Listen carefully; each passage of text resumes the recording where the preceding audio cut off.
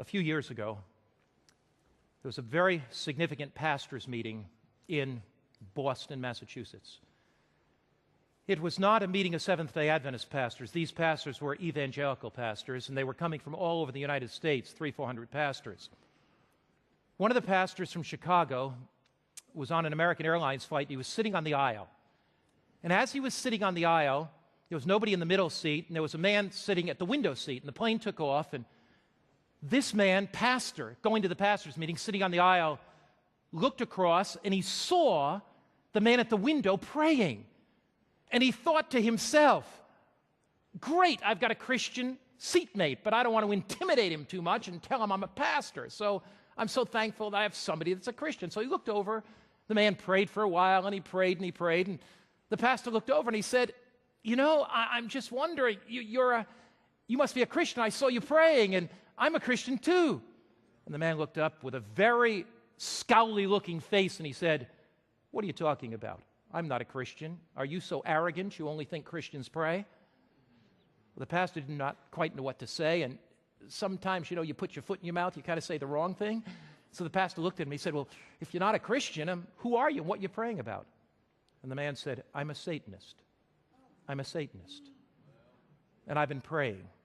And I'll tell you what I'm praying about. You may not be aware of this, but there's a pastor's meeting in Boston. And the pastor said his heart began to beat, the hair on his head stood up, and the hair on his back of his neck stood up, and he said, there's a pastor's meeting in Boston. And I am meeting with a group of Satanists because we believe that Christianity is a relic of the Dark Ages. And when you look at the Crusades and all the brutal persecution, he said Christianity hasn't done anything good for the world, which is a total lie, of course. But he said, I am meeting with a group of Satanists, and we're going to pray that disunity will come into that pastor's meeting. We're going to pray that divorce will take place among those pastors. We're going to pray that their kids will be lost. And I'm meeting with 300 to 400 Satanists. If you are not praying for your pastor, the Satanists may be praying against your pastor. If you're not praying for your city, the Satanists may be praying against it. I was going to Melbourne, Australia to hold an evangelistic meeting. I met with a group of Adventist pastors, and I told them this story. At the end of my series on prayer, in which I urged Adventists to be praying and seeking God, at the end of that, the coordinator of my evangelistic meetings, an Adventist pastor, stood up and he said, I have to speak to all these pastors. He said, my wife was on a train the other day here in Melbourne, Australia. It was noon. She looked, saw somebody praying.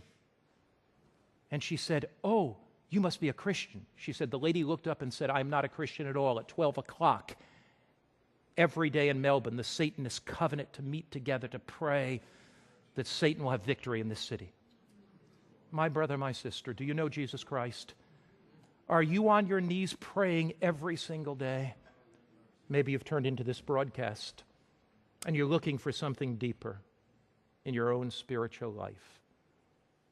Maybe you have had a superficial Christian experience. Maybe you've been apathetic. God is speaking to you. He's calling you to set aside a time to pray. He's calling you to set aside a place to pray. He's calling you to pour your heart out to God. The weapons of our warfare are not carnal. They are spiritual. There is a battle between Christ and Satan, a battle between good and evil. We cannot win that battle without the divine power of the living God filling our lives.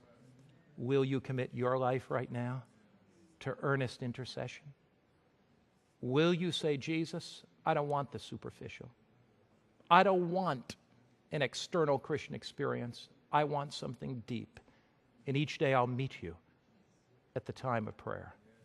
Each day I'll meet you at the place of prayer. Will you bow your heads with me just now?